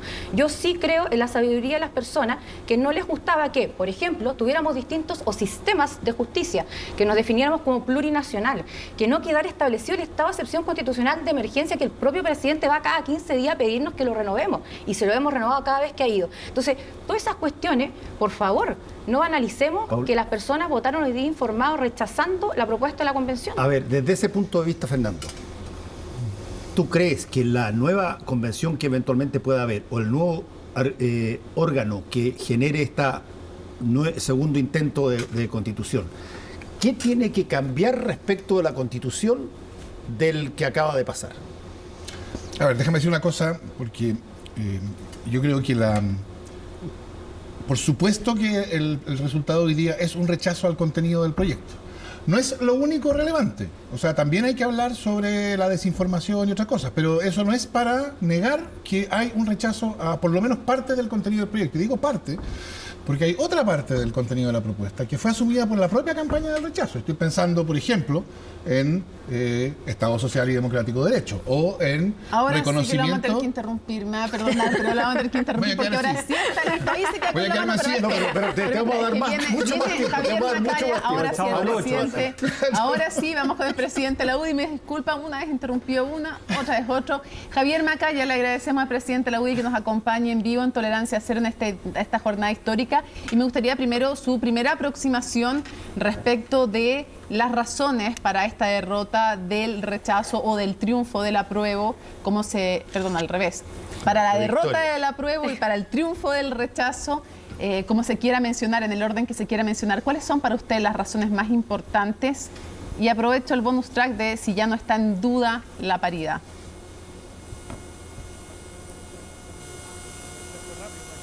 No se escucha. A ver si nos escucha Javier Macaya, ¿no? ¿Me escucha? Estamos tratando de solucionar. Parece que no, ¿o sí? Ahora sí, ¿me escucha? Yo sí escucho bien. Ah, ¿escuchó toda la pregunta entonces? Pero escuché la pregunta y ya se la contesté, así que pasó. No. Esa es la pateada al córner más rasca que me han hecho alguna vez, así que nadie la escuchó en sus casas. Así que de nuevo la pregunta. No, está bueno para aproveche. Parto por la que sé parto por la que sé que más le importa a usted, Mónica, y no está en duda, y hay un compromiso con Chile Vamos. Ahí está la senadora Núñez. La paridad. Con la paridad. Yo sé que es muy importante, que es simbólica para nuestro país hoy día, y en eso hay un compromiso. Segundo, yo creo que sería soberbio, sería un error de nuestro sector pensar de que el triunfo hoy día es el triunfo de la centro derecha o de la derecha y la derrota de la izquierda. Creo que sería equivocado en términos de lo que ocurrió, donde acá hay una derrota de una forma de ver las cosas, una forma... Estoy con un problema de retorno, Jimena. Pero se escucha perfecto. Mónica, perdón. Ahora lo escuchamos estupendo, ¿ah? Nosotros lo escuchamos estupendo. Sí, se escucha muy bien. Sigue es nomás. muy incómodo lo del retorno, pero dele nomás. Dele nomás, si usted ya está acostumbrado a la televisión, así que dele. Pero a ver, solamente decir de que acá hay una derrota de una construcción ideológica maximalista que lamentablemente no pudo ser moderada o aprovechada la oportunidad que tenía el proceso constituyente para haber hecho de una manera distinta las cosas. Yo de verdad lo lamento mucho, porque creí en algún momento, ya cuando estaba recién comenzando la convención, de que sí se podrían haber hecho las cosas de una manera diferente y haber aprovechado la oportunidad que Chile puso sobre sus hombros. Yo creo que acá hay una derrota de una forma de concebir el país, de concebir un país con varias naciones, de tener un país que no respetaba cosas tan básicas como que en la democracia la violencia no es válida para conseguir objetivos políticos. Las primeras declaraciones de la convención tenían que ver con esto, tiene que ver con la mirada de los símbolos patrios, tiene que ver con varias cosas que eran bien similares a lo que era el programa de gobierno del presidente Gabriel Boric, y yo creo que también en eso el gobierno actual, si bien va a ser demasiado relevante en lo que viene, en los futuros acuerdos, en la construcción de una nueva oportunidad para el proceso constituyente, no puede disociarse, no puede divorciarse de lo que fue el contenido de una propuesta que defendió, que fue casi el jefe de campaña durante los últimos meses. Sí, sé que tiene otros compromisos, pero antes Francisco Covarrubias quería hacerle una pregunta, así que lo dejo con nuestro compañero acá. Sí. Senador, buenas noches. Quiero preguntarle si lo que hemos visto en esta elección, donde una parte importante de la centroizquierda cruzó el río y se estuvo con el rechazo, reconfigura la política hacia adelante. Es decir, vamos a ver nuevas alianzas, vamos a ver una parte de la democracia cristiana y una parte, digamos, del mundo de la centroizquierda que va a estar con la centroderecha, o esto fue una elección particular que no va a configurar un precedente hacia el futuro. Yo creo que la lógica de la izquierda contra la derecha está siendo superada paulatinamente en los últimos procesos electorales. Y si bien es cierto, este es una elección que es muy distinta a la elección de un presidente, de un diputado, de un alcalde, donde uno elige una autoridad por 4 años. Acá yo creo que muchos, desde la centroizquierda entendieron de que lo que se jugaba eran décadas. Estaba los próximos 50 años al menos de las reglas del juego en nuestro país. Y por eso fueron capaces de cruzar la vereda. Yo espero, sinceramente, que quienes creemos en la democracia tengamos la capacidad, sobre todo en el corto plazo, en la construcción de una nueva oportunidad para el proceso constituyente, para tener una buena y nueva constitución, tengamos la capacidad de construir esos acuerdos. Y quizás el primer germen de algo que puede ser diferente respecto a cómo se configuró la política chilena desde el año 88 en la lógica del sí y el no, la izquierda contra la derecha. Yo creo que un proceso constituyente es una buena oportunidad para entender dónde están los límites democráticos de cada una de las fuerzas políticas que configuran el Parlamento y la política en Chile. Bueno, agradecemos a Javier Macaya, que tiene más un compromiso. Sabemos. Nos vemos mañana, ¿eh? Tiene un compromiso mañana también con nosotros. Sí, es verdad. Si no, amarradito al tiro nomás. No quiero que no... ¿Ah? ¿Qué cosa? Mónica, para que no le diga Pablo. Mónica, para que no le diga Pablo. Sí, usted me dice Pablo y yo le digo Jimena. Exacto, si estamos acostumbrados, no importa. Ya. Chao, gracias. No, si mañana no le preguntan. Mira. Fernando, quiero insistir en el punto. Cuando tú dices esto requiere una situación nueva de manera, etc. A ver, ¿qué estructura estamos pensando? Bueno, pero espérame, que yo estaba aquí. ¿no? Estaba así. Estabas ahí. Estaba diciendo que parte, o sea, que claramente aquí hay un rechazo al contenido de la propuesta constitucional, pero no es un rechazo a todo su contenido, como lo muestra el hecho de que algunos de los contenidos fundamentales de la propuesta fueron asumidos por la propia campaña del rechazo, como el Estado Social y Democrático de Derecho, como el reconocimiento de los pueblos indígenas y la multiculturalidad, no plurinacionalidad, pero sí las dos primeras cosas que no se ha podido avanzar nada en 30 años, la paridad. Entonces va a haber que distinguir en la discusión constitucional, que yo creo que va a continuar, esa parte del contenido que fue rechazada de esa parte del contenido que en la propia campaña se develó como común. Eso es una cosa. ¿Quiénes siguen discutiendo? Bueno, la discusión continúa en el país. O sea, en el país continúa. ¿La institución cambia de la convención al Congreso? Bueno, la convención ya no existe. Por eso dejó de existir hace 2 meses. Cambia al Congreso. Entonces, hay una discusión que será una discusión, digamos, abierta, pública, en que todos en principio pueden participar. Y claro, hay una decisión que tiene que tomar el Congreso. Y ahí yo creo que la misma cuestión que se planteaba antes, se plantea ahora invertida, porque ahora en el Congreso, dado la correlación de fuerzas que hay en el Congreso, los mismos que han defendido la Constitución de 1980, tienen la llave para cualquier reforma constitucional que permita continuar el proceso constituyente. Y entonces la pregunta, por cierto, la cuestión central ahí es si van a usar esa llave de modo tal de diseñar un proceso que de alguna manera preconfigure la alternativa final. Y eso bajo un pueblo que mira esto con cierta distancia también. Entonces, por ejemplo, respecto de las condiciones de la convención, de la nueva convención, porque a mi juicio es evidente que el pueblo ya decidió que tiene que haber una nueva constitución y que esa nueva constitución tiene que darse a través de una convención constitucional. Eso fue decidido por plebiscito en octubre del 2020. Pero ese no es el efecto del rechazo. El triunfo de hoy día tiene el efecto jurídico de que simplemente continúa sin más vigente la Constitución del 80. Entonces, esa diferencia se salva con una reforma constitucional. Y la reforma constitucional va a tener que especificar las condiciones de esa convención. Y entonces la pregunta es si en la especificación de las condiciones de esa convención lo que va a haber va a ser aprovechar que ahora vuelven a tener la llave para configurarla de un modo tal de prefigurar un contenido. Y creo yo, ese es el desafío que va a enfrentar el Congreso. Okay. Por ejemplo, cuando se discute sobre... No somos lo mismo. Cuando se discute... Pero quiero terminar con un ejemplo. Cuando se discute sobre si va a haber listas de independientes, ¿no? Yo entiendo el problema, lo que se dice, que fue una mala experiencia. Pero a mí, mi impresión es que la dirección en la cual esa discusión va es una dirección en la cual, en los hechos, lo que eso va a significar es que en la próxima convención solo van a haber miembros de partidos políticos. ¿Cómo eso afecta la posibilidad de esa convención de producir una propuesta que sea legitimada? Yo creo que es una cuestión abierta. Y ese es el desafío que va a enfrentar el Congreso en lo que viene. No, es que Fernando ha dicho 2 oportunidades. Tú has dicho, Fernando, en 2 oportunidades que son los mismos que han defendido la Constitución del 80. Son los mismos que... Es que no somos lo mismo. Yo no pertenezco a la era, no voy a nombrar a nadie para que nadie se me sienta, pero evidentemente que este es un Senado distinto. Habemos más mujeres, la mayoría somos representantes de nuestras regiones, de nuestros territorios, una generación también distinta, y eso no significa que tengamos nuestros principios y valores mejores que las generaciones anteriores. Yo de verdad siento un profundo respeto y orgullo por quienes sobre todo sacaron adelante este país en plena transición. Pero no somos lo mismo, y como no somos lo mismo, nosotros estamos disponibles con plena convicción. Yo voté apruebo, una parte importante de nuestro sector votó apruebo para avanzar en una nueva constitución. De entrada, gracias Mónica, pero avanzar en una nueva constitución. Entonces, no nos encasillen en algo que no somos. Y por último, Francisco, creo que es súper importante, algo le decía yo recién a Fernando, nosotros como Congreso Nacional, donde están representadas las fuerzas políticas elegidas democráticamente tenemos que retomar ese poder constituyente, pero para darle certezas al país de que vamos a avanzar hacia una nueva constitución. ¿Estamos buscando prefigurar el resultado a través de la composición de una eventual nueva constitución, como acusa Fernando Atria? No, estoy acusando yo. Yo no estoy acusando. Está señalando. No, pero ese es el desafío. Hoy yo creo que, mira, yo sé que es importante incluso... Era una figura retórica, Fernando, la acusando. Hay una diferencia considerable entre advertir y acusar, ¿no? Bueno, acusar... Ay, que hasta ahora ya estamos... Hay varias acepciones de acusar, Oye, no solo acusar frente a un tribunal. Bueno, como plantea yo entiendo el punto. Yo creo que hoy día, incluso hasta el presidente habló de plazo, de limitar los bordes, etcétera. Pero hoy día, sinceramente, a horas de haber conocido el resultado de la elección.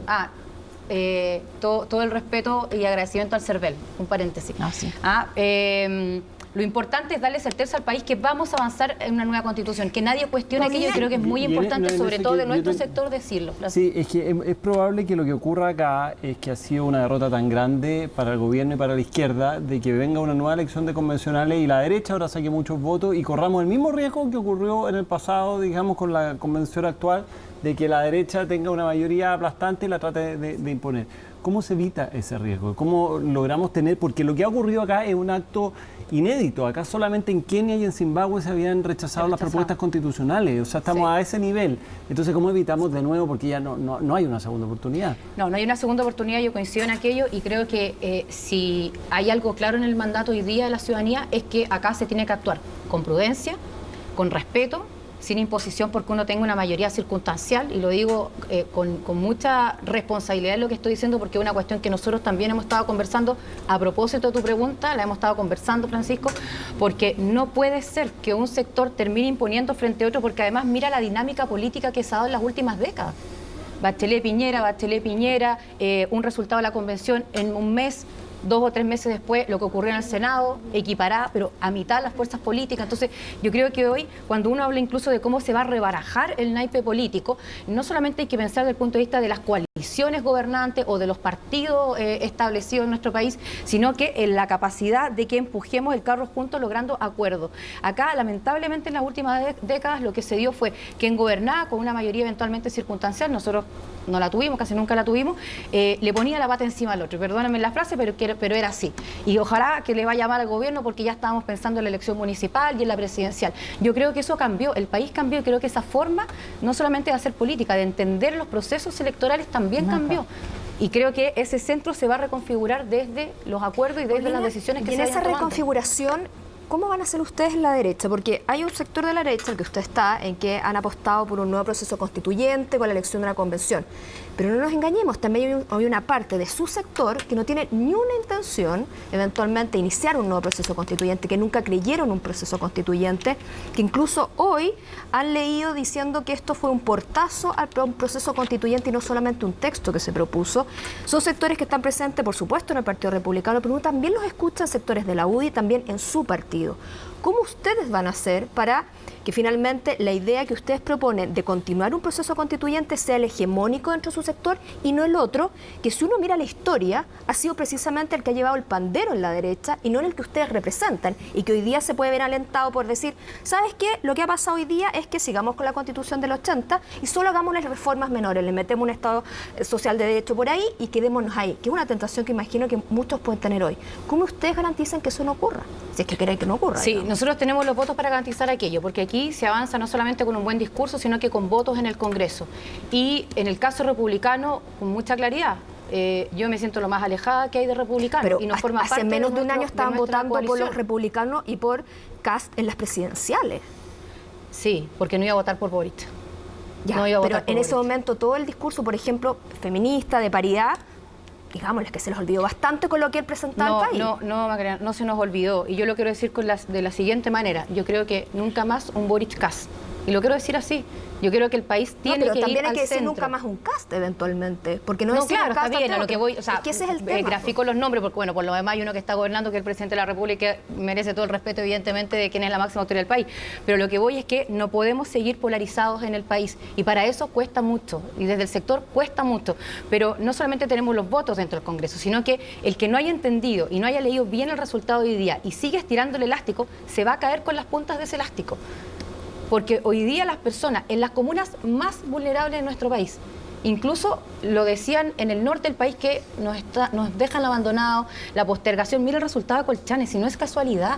O sea, ahí hay una manifestación clara de lo que las personas necesitan, piden y exigen, y por lo tanto nosotros vamos a avanzar con prudencia, con solidaridad, vamos a avanzar con responsabilidad, y porque no solamente tenemos los votos, sino que porque eso es lo que nos está mandatando el país. Si no entendimos eso, entonces nos estamos farrando la última oportunidad que nos está dando Chile. Mira, está viendo el resultado de Colchane, 94,70 el rechazo y el apruebo un 5,30. Así es. ¿Puedo decir algo a propósito de lo que ha dicho Paulina? Que yo creo que si uno mira para atrás, lo que uno ve es precisamente que en distintos momentos, distintos sectores han estado en ocasión de aprovechar que conforme a las reglas, o sea, esto no se trata de acusaciones de ni de actuar por la fuerza, ni de imponer, no, se trata de usar los derechos que las reglas vigentes dan. Entonces, no se pudo cambiar la Constitución antes de que hubiera un estallido, porque quienes defendían la Constitución dadas las reglas de reforma constitucional, podían negar sus votos y simplemente decir, vamos a reformar todo lo que vamos a hacer muchas reformas, pero las reformas verdaderamente importantes no las vamos a hacer. Y esa es la historia de las reformas constitucionales antes del proceso constituyente. Es decir, había un sector que, dado que podía detenerlo conforme a las reglas, entonces simplemente lo detenía.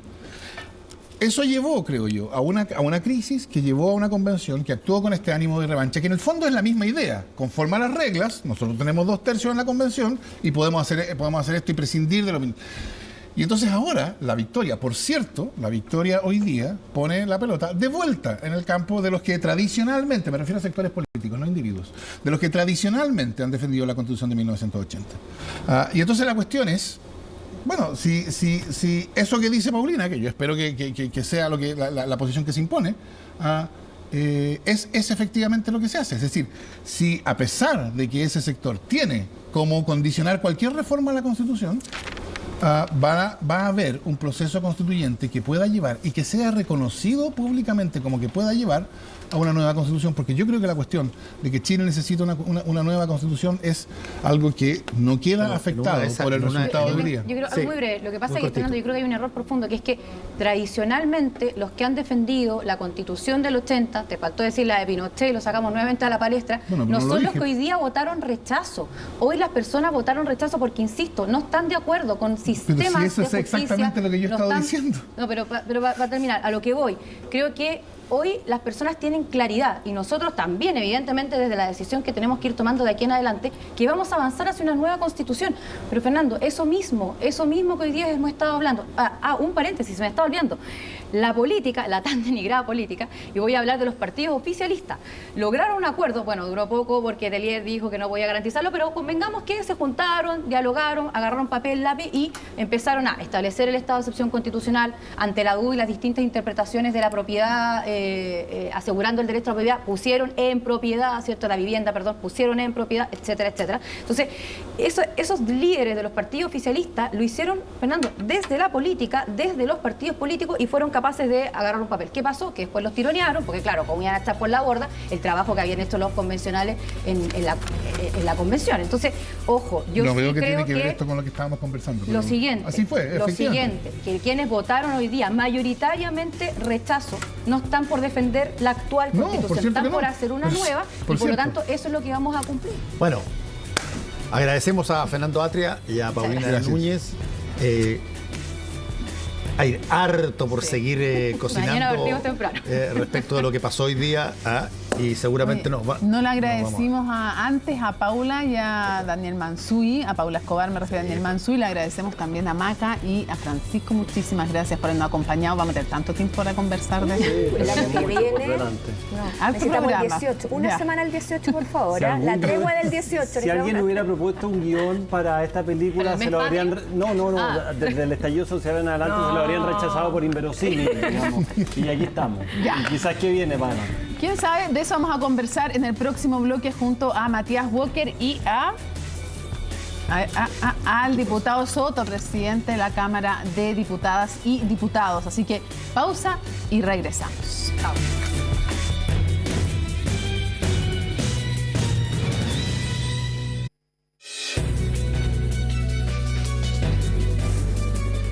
Estamos de vuelta y queda un bloque todavía. Y tenemos a dos nuevos contertulios. Matías Walker, diputado. Hola, senador. Fernando, Mónica, ¿qué tal? Y Raúl Soto, también parlamentario. Hoy, presidente de la Cámara de Diputados. Sí, pero vicepresidente de la Cámara de Diputados. Presidente de la Cámara de Diputadas y Diputados. ¿Tuviste un suceso hace...? No, yo no, el vicepresidente. El vicepresidente, gáete, ese es Soto. Bueno, a ver, hemos estado prácticamente todo el programa tratando de entender situaciones que probablemente no eran tan sencillas de calificar hasta hace muy poquito. No estoy hablando porque haya ganado el rechazo, no, es por la distancia con la que el rechazo ganó al apruebo. No había ninguna encuesta que daba una cosa de este tipo, no había ninguna encuesta que daba ni siquiera el número de personas que iba a votar, la cantidad de comunas en las que el apruebo iba a ganar. que el rechazo iba a ganar en todas las regiones.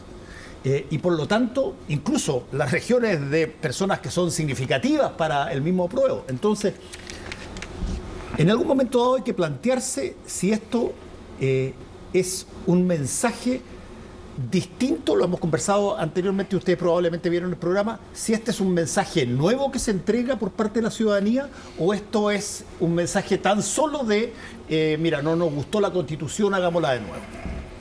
Matías. Bueno, yo creo, Fernando, que habría que ser muy cínico para decir que habíamos previsto este resultado. Yo creo que ni el análisis más optimista, y lo conversábamos con Raúl fuera de cámara, había previsto una diferencia tan grande. Y yo creo que básicamente la gente está cansada hoy día de la violencia, tanto física como verbal, la violencia que vemos en las redes sociales, el fenómeno del narcotráfico en las poblaciones, el crimen organizado, lo que está ocurriendo en el sur. Yo creo que la gente ha vuelto a valorizar los acuerdos. Y lo digo por lo que viene esta semana, donde con Raúl nos va a tocar jugar un rol muy importante. Yo como presidente de la Comisión de Constitución del Senado, mucho más Raúl como presidente de la Cámara de Diputados, lo conversábamos con el presidente del Senado, Álvaro Elizalde. Yo creo que los tiempos exigen que el Congreso Nacional vuelva a reivindicar el rol de los acuerdos, como ocurrió el 15 de noviembre. Yo estoy convencido que la gente quiere una nueva Constitución, una buena Constitución, y tenemos que aprender de los errores de este proceso y cómo logramos generar una convención que sea paritaria, tal como se propone el proyecto que presentamos con la senadora Rincón, el senador Espinosa y también el senador Flores. Y en definitiva, podemos tener en menos de un año, espero, una nueva Constitución que le haga sentido a la gran mayoría ciudadana. Yo siempre he pensado el ejemplo de la Constitución española del 78, lo conversamos hace un par de meses, en este espacio que se aprobó con el 80% de la ciudadanía. 68%, participó el 80%, pero se aprobó con un 68%. Uno aspira a algo así, ¿no? Ahora, perdón Matías, pero tú diste un plazo, dijiste, esperamos que esto sea en menos de un año. Sí. Yo entiendo, y corríjanme si es que estoy equivocado, que, claro, para hacer una constitución que parte de cero, o de casi cero, ya no parte de cero. Exacto, tú necesitas un año. Pero para hacer una constitución donde incluso mucha gente dice, valoramos algunas de las cosas que están ahí, ¿por qué habría que demorarse un año? Yo creo que debe ser menos, Fernando. Pero mire, yo creo que lo importante ahora, más allá del análisis, que probablemente va a durar varios días, semanas, respecto del por qué la gran diferencia del rechazo versus el apruebo, yo creo que hay temas de fondo y de forma. A ver. De fondo, porque la gente finalmente se informó. Y cuando se informó, se dio cuenta de que no era un texto que los convencía en plenitud, para hacer una carta magna que fijara las reglas del juego de nuestra convivencia democrática en las próximas décadas. Generaba ciertas dudas, generaba ciertas incertidumbres, y creo que eso terminó primando. Y yo, a pesar de que estuve por el apruebo, valoro tremendamente y respeto y hago propia la sabiduría del pueblo de Chile. Y creo que... Perdón, ¿eso qué quiere decir? Cuando dicen que valoran la sabiduría del pueblo de Chile, se lo pregunto a usted, diputado, y me lo pregunto cuando lo ha dicho también el presidente de la República. Valorar la sabiduría del pueblo de Chile quiere decir aceptar o asumir que era mejor que no se aprobara el proyecto de nueva Constitución. No, es asumir que estamos en un proceso que es de largo aliento y que es complejo, y que tiene que ver con dos cosas: la búsqueda de un texto constitucional que nos convoque, que nos una como chilenos y que concite el apoyo mayoritario, lo más amplio posible, del pueblo de Chile. Ese esfuerzo ha fracasado en este momento, pero el camino va a continuar. Por eso, eso quiere decir que era mejor que no se aprobara este proyecto, porque no consideraba... Es que no es solo eso. No es solo eso, pero es también eso. Es también eso. Pero el segundo punto, que es mucho más profundo y mucho más complejo que un texto constitucional, es que estamos en la búsqueda como país de un nuevo pacto social que fije, ¿verdad?, la regla de nuestra convivencia por los próximos 30, 40 años. Y eso es algo más complejo que un texto constitucional. Mañana se va a reunir con el presidente de la República junto con el presidente del Senado. También parece que van a haber reuniones con, no sé si va más gente a esa reunión, si van otros poderes del Estado, que parece que también va a ser parte de las reuniones. ¿Qué le va a proponer usted al presidente de la República? ¿Qué le va a decir? ¿Usted le va a decir, por ejemplo, usted tuvo responsabilidad en esta derrota también? Mire, yo creo que no es momento de pequeñeces políticas. ¿Pero usted lo piensa? No. ¿No es responsable el presidente del gobierno? Yo creo que en este punto lo que debe primar es pensar en Chile, ¿ya? No tenemos que dejar espacio, Mónica, respondiendo a esa pregunta, a tratar de buscar culpables, apuntar con el dedo, ver las responsabilidades, porque finalmente esa búsqueda de ese pacto social, de ese texto que nos una, va más allá de un mandato de un gobierno que dura 4 años. Está bien, pero no me va a responder si usted cree que hay responsabilidad en el gobierno, no en esta derrota.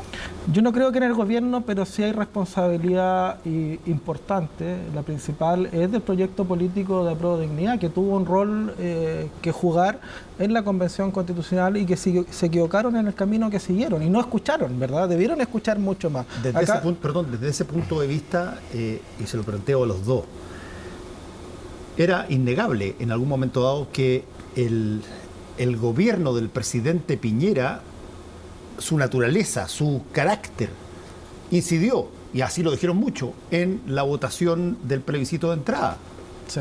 ¿Por qué habría de ser distinto para el gobierno o el plebiscito de salida, siendo que pasaron cosas que tuvieron que ver justamente con la propia constitución propuesta? Bueno, sin ir más lejos, va a haber un cambio de gabinete en las próximas horas, los próximos días. Lo anunció el presidente, sí. Ya lo tenía decidido, de hecho, cualquiera fuera el resultado. Esto evidentemente que lo confirma más. Y eso da cuenta de que también acusa el golpe. O sea, efectivamente debe venir un segundo tiempo del gobierno. El eje creo que cambia, el eje político, el centro de gravedad del país creo que cambia y vira más hacia la centro izquierda. Y el gobierno tiene que ir hacia dónde va, ¿verdad?, el eje de la sociedad también. ¿También quiere ver al PPD en el comité político como la presidenta de su partido dijo aquí en Tolerancia Cero? Mire, yo no creo que sea momento de pasar cuenta ni de... No, pero eso no es pasar cuenta, eso es decir si quieren estar o no ahí, si le parece relevante o no, sería un aporte o no. Es algo más que la participación del PPD o el socialismo democrático. Es como se piensa nuevamente la base política del gobierno, que no está bien estructurada, no está bien coordinada y no está funcionando. Pero usted acaba de criticar... Eso va más allá del cambio de gabinete, sino que establezcamos diputado, de verdad... Uno va sumando. Usted criticó a Apruebo Dignidad. Dijo que esta es una prueba del fracaso del proyecto político de ellos. Dice que se mueve el eje político del país hacia la centroizquierda. Entonces, 2 más 2 son 4. Si eso es así, ¿no debieran estar en el comité político? Bueno, evidentemente que sí, pero yo creo que incluso se debe pensar no solamente en establecer estas dos coaliciones en igualdad de condiciones y de manera mucho más equilibrada e incidente, ¿verdad? O sea, el proyecto político de Apruebo Dignidad como tal ya fracasó y debe ampliarse de verdad y ampliarse al socialismo democrático, pero incluso pensar más allá. Pensar más allá. ¿Qué es pensar más allá? Bueno, ver efectivamente que... ¿Tiene al lado un más allá? No lo sé.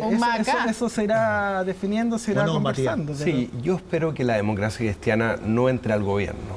La ciudadanía no nos eligió para estar en el gobierno, nos eligió para estar en el Congreso, donde tenemos que jugar un rol que es darle gobernabilidad a Chile. Tú le puedes dar gobernabilidad a Chile sin necesariamente estar en el Congreso Nacional.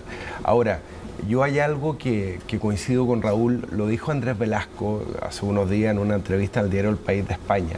Yo creo que la amplitud del triunfo del rechazo le da mucha libertad al presidente Boric para hacer una reestructuración de su gabinete. Porque él también le puede decir a los partidos, mira, ustedes fueron inflexibles cuando tuvieron la manija en la convención de llegar a acuerdos que le hicieran sentido en el texto a la ciudadanía. O sea, nada más contradictorio que un gobierno que hace una semana nos pide renovar el estado de emergencia en la macrozona sur y al mismo tiempo le pide a la ciudadanía aprobar un texto que no contempla ese estado de excepción.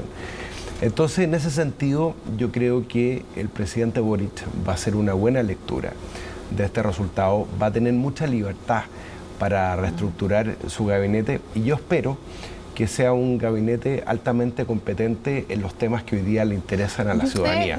La reactivación económica, la seguridad ciudadana. Decía Mario Desbordes en una entrevista al diario La Tercera que era tiempo de que la derecha, y me imagino se refiere a la derecha más bien a la de Chile Vamos, claramente, se acercara a la centroizquierda.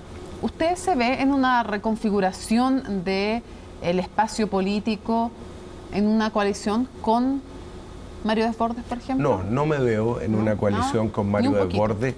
Sí es bueno tener diálogo y acuerdos con los distintos sectores. Yo hablo de una coalición, no hay una nueva coalición. Lo que pasa, Mónica, es que hoy día, a partir de la centroizquierda por el rechazo, donde estuvimos los demócratas cristianos, junto con la senadora Rincón, la mitad de la bancada de los diputados, Carlos Maldonado, Felipe Arboe, Amarillos, con quienes nos vamos a reunir mañana para darle una proyección a lo que ha sido la centroizquierda por el rechazo. Ya no le denominamos centroizquierda por el rechazo, sino que centroizquierda por el futuro.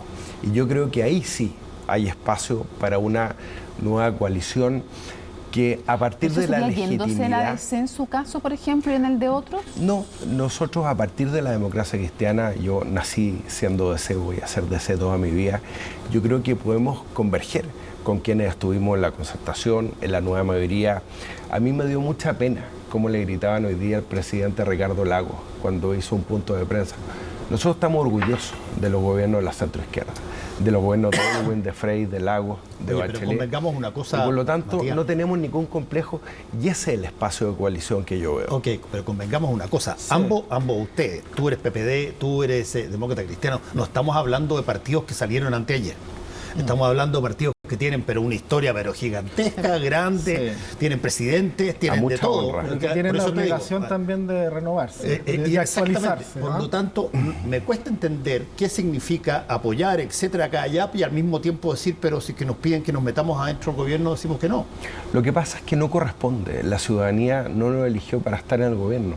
Nuestra candidata presidencial, que fue Yana Proboste, perdió la elección presidencial, no llegó a la segunda vuelta. Por lo tanto, corresponde acatar ese dictamen ciudadano y desde los roles donde lo eligió la ciudadanía. Tenemos una buena cantidad de gobernadores regionales, hasta Claudio Rego en la región metropolitana, una gran cantidad de alcaldes o concejales. Podemos contribuir a darle gobernabilidad a Chile y vamos a estar disponibles para todos los acuerdos. Mira, no se ha mencionado, acabamos de terminar con el Sename. Aprobamos la ley que crea el nuevo Servicio de Reinserción Social Juvenil. Antes lo habíamos hecho respecto al Servicio de Protección Especializada de la Niñez. Vamos a aprobar todos los proyectos que digan relación con los temas que le hacen sentido a la ciudadanía. Aprobamos la ley Tamara, la ley que tipifica el robo de madera. Y eso es contribuir a darle gobernabilidad a Chile y para eso no es necesario estar en un gabinete. A ver, dos cosas, Fernando. Primero, para terminar la idea, respecto del fondo y forma, respecto de la forma, y ahí comparto con Matías, creo que con este resultado tan categórico se ha acabado la tumba del octubrismo, de esa forma quizás que ha rechazado la gente en el último tiempo. Hoy día la gente lo que está pidiendo, y es lo que uno percibe en su territorio, ¿verdad?, cuando conversa con la ciudadanía, es tranquilidad, es paz, es diálogo, es acuerdo, es seguridad. Lo que la gente nos está pidiendo es que vuelva la buena política. No la política donde nos apuntamos por el dedo, nos peleamos en los canales de televisión o en la sala del Congreso o en la Moneda. No, la política donde somos capaces de sentarnos a la mesa, respetando nuestras legítimas diferencias y llegar a consensos, y esos consensos permitan solucionarle los problemas a la gente. Y en función de eso, creo que lo que vamos a hacer ahora es un llamado amplio, político y social, a un gran acuerdo nacional por la reunificación de Chile. Porque su presidente decía que el malestar seguía estando, y Evelyn Matei parece coincidir, y dicen que esta es la última oportunidad que tienen ustedes los políticos, porque si no, son palabras de Evelyn Matei, Chile se puede volver inmanejable. Yo creo que hay que anticiparnos. Hay que aprender la lección del estallido social y del acuerdo por la paz y la nueva Constitución del 15 de noviembre. Yo espero que este acuerdo sea un símil a ese acuerdo, pero anticipándonos, no reaccionando, ¿verdad? Porque quizás el gran error de ese acuerdo fue que la clase política reaccionó a la presión de la calle, y hoy día tenemos que tener la altura de mira y la responsabilidad política de no permitir que con el pasar de los días, de las semanas, se genere un vacío de poder, una situación de inestabilidad institucional y una situación de ingobernabilidad que nos pueda llevar nuevamente a una crisis. Hay que evitarlo, hay que anticiparlo, y por eso el acuerdo debe ser lo antes posible. Pero le quiero preguntar, ¿y ustedes ven, por ejemplo, que ese acuerdo se pueda establecer entre una generación que fue muy contradictora de lo que fue los gobiernos cuando ustedes gobernaban en coalición, hoy día, que pueda darse una situación de ese tipo? Lo que pasa es que yo creo que el liderazgo que jugó el presidente Boric, el acuerdo del 15 de noviembre, incluso contra la opinión de su partido, y a mí no me lo cuenta nadie, porque yo estaba ahí, tuvo que borrar el nombre de su partido, Convergencia Social, y firmar como Gabriel Boric, yo creo que le da una legitimidad. Yo lo dije hace 2 semanas, no queremos ver al presidente de la República derrotado el 4 de septiembre, lo reitero el día de hoy, yo creo que el presidente tiene que ser parte de este acuerdo, tenemos que darle gobernabilidad a Chile, tenemos que darle certezas, y lo haremos desde los lugares donde nos eligió la ciudadanía. Y ese acuerdo va encaminado a ese propósito. Y lo vamos a hacer en conjunto, Fernando. Nosotros por eso hemos hablado siempre de una coordinación tripartita entre el Ejecutivo, liderado por el presidente Boric, y las 2 cámaras lideradas por sus respectivas mesas también, porque creemos que esto es un objetivo mayor. No podemos volver a fracasar. Mesas transversales. No podemos volver a fracasar. Y si no queremos fracasar y queremos que este segundo proceso llegue a buen puerto y nos demos un texto donde nos sintamos todos parte, y que eso nos dé paso a un pacto social que fije las reglas del futuro de nuestro país, que ojalá sea un futuro mejor para las próximas generaciones, tenemos que estar todos involucrados, no atrincherarnos y tratar de consensuar mínimos comunes que nos permitan avanzar de manera democrática, participativa, y con el pueblo de Chile también aportando. Lo que sí tienen en su favor es que si es que somos alrededor de 15 millones o 20 millones y de adultos 15, bueno, hay 30 millones de ojos mirando muy atentamente lo que ustedes van a hacer. La participación hoy día fue algo espectacular. Por eso mismo. Y es una gran noticia para la democracia. El mundo entero nos está mirando, Fernando, porque... Partamos por acá primero. Alguien me dijo una vez que éramos vistos como un experimento en el mundo. Sí, pero siempre es mejor, siempre es mejor partir por acá, tranquilo, humildemente, y generar los votos necesarios para de aquí crecer. Creo que antes lo que esperar que nos viene aplaudan a partir de ahora, sin duda, va a ser bueno si estamos todos a la altura. Así que... Gracias, diputado. Gracias, senador. Gracias, Fernando. Que les vaya muy bien. Muchas gracias a ustedes. Buenas noches. Estamos cerrando esta larga jornada, pero viene Mario Reagada, todavía viene con más noticias en el Chile No Para. Hemos acompañado todo este proceso y vamos a seguir acompañando a ustedes, informándoles para que ustedes tomen buenas decisiones en un eventual nuevo proceso que ya han anunciado que se abre. Así que aquí seguimos informándolos a ustedes, a los ciudadanos y a las ciudadanas. Buenas noches. Chao, chao.